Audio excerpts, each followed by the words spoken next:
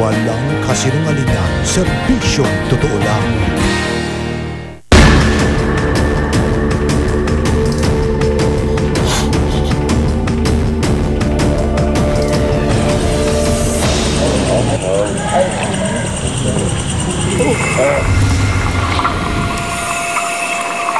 Medyo malalim at saka medyo matagal yung gagawin natin dive papunta doon sa sea cave na sinasabi ni Tom at saka ni Poby.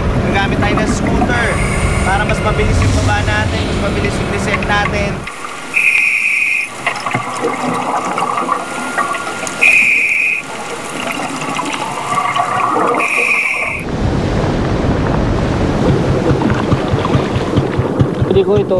To the point na mahirap nang ibalik yung safe numbers nila. Minsan kasi huli na before you find out na wala na sila o kukunti na talaga yung bilang.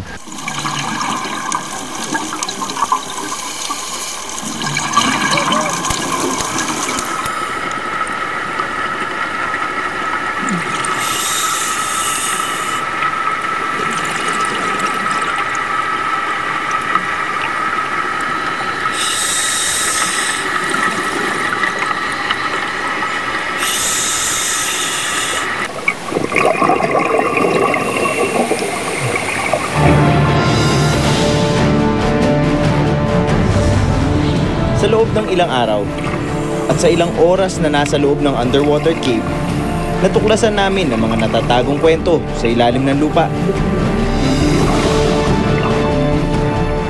Parang it's venturing into another world within another world. As the video would show, talagang manghang-mangha ako sa kanya. Talagang sinasabi ko, tingin ko sa paligid. Overwhelmed lang talaga ako. Nandun ako sa loob ng air pocket. At nakagawa rin tayo ng mapa ng underwater cave. Pero ang isang bagay na talagang umagaw ng atensyon ko, ang fossil ng taklobo o giant clam. Half of it is buried doon sa wall. Pero yung kalahati niya, nangitim na eh. Nangitim na yung shell eh. Tapos kita mo talaga yung pinakalabi ng clam. Kabuka pa siyang konting ganyan. Sabi ko, wow. Kasi sabi, gaano nang katagal to dito. Ang fossil ng taklobong nakita namin sa Cebu ay may mas malalim pang kahulugan. Base dun sa mga fossils na nakita natin sa loob ng kuweba, masasabi natin na since may mga taklobo tayo tsaka mga corals, most likely the limestone was deposited in a reefal setting. Katulad ng taklobong ito na nadiskubre sa isang kuweba sa Bacotan, La Union na tinatayang milyong taon na raw ang edad. Kumukuha sila ng powder doon, pinag-aaralan nila through isotope analysis. Doon nila na-determine yung ancient temperature. So from those samples, they were able to determine whether there was El Nino and La Nina events during the lifetime of the taklobo.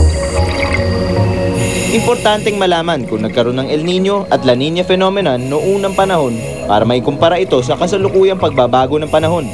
At para malaman din ang pagtaas at pagbaba ng tubig na siyang dahilan naman ng paglubog o paglitaw ng mga isla.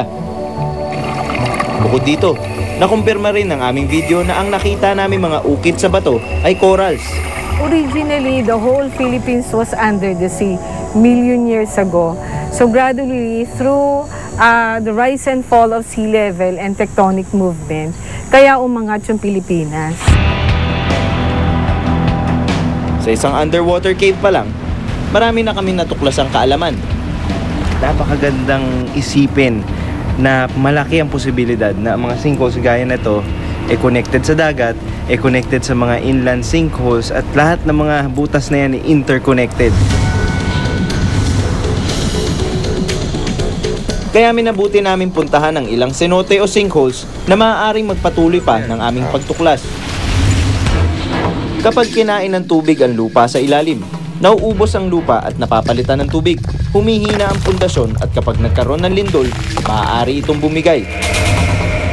Isa pang cenote o sinkhole na nakita sila Tom. So yun yung pupuntahan natin ngayon. So medyo kita nyo nga naman, puro mga liblib na lugar ang kailangan natin pasukin para makahanap ng sinkholes.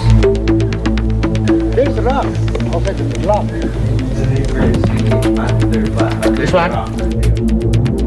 Bukod sa mga buhay sa loob ng underwater caves, importante ring malaman ang kanilang ugnayan sa isa't isa para masigit na maunawaan ang dating kalagayan ng isang lugar.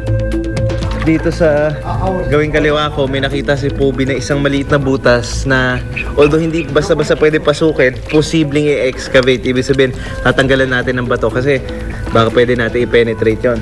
Although dito naman sa bandang kanan, kami ni Tom, may nakita kami mas malaki na entrance pero hindi nga natin masigurado hanggat pasukin pa natin further kung promising siya na paloob. At sa patuloy namin pagkalap ng koneksyon ng mga underwater caves sa ibabaw ng lupa, dinala kami ng aming paghahanap sa ilalim ng dagat. Isang malaking seawall ang dadaanan, papasok sa lagusan ng mga kuweba sa dagat. Medyo malalim at saka medyo matagal yung gagawin natin dive papunta doon sa sea cave na sinasabi ni Tom at saka ni Poby.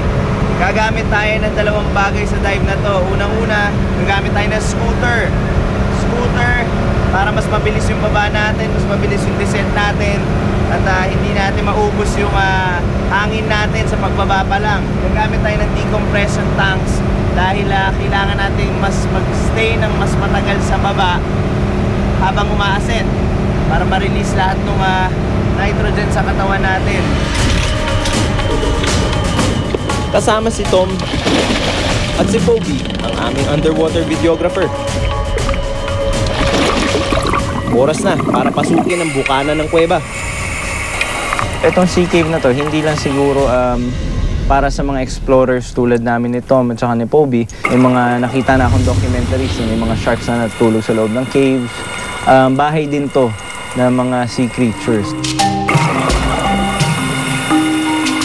Nagsisilbi kasing tirahan ng mga ito ang sea caves.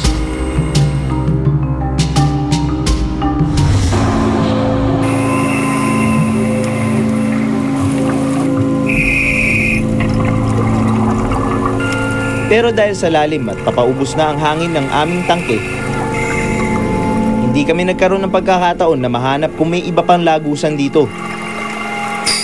Regardless kay may lagusan siya kay wala, importante pa rin siya.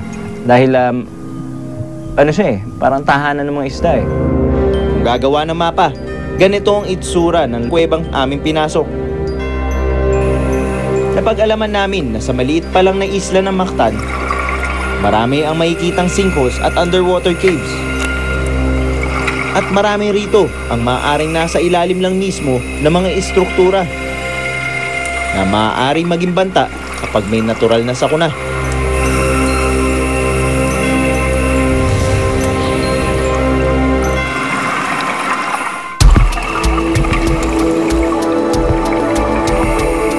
Kapansin-pansin din ang mga forma ng batong nabuo mula sa patak ng tubig. Ang mga stalactites at stalagmites. Meaning there was a time na eto namang kuwebang to was above water. Tapos tumaas na naman yung water level. Tapos yun na, tumigil na yung growth niya.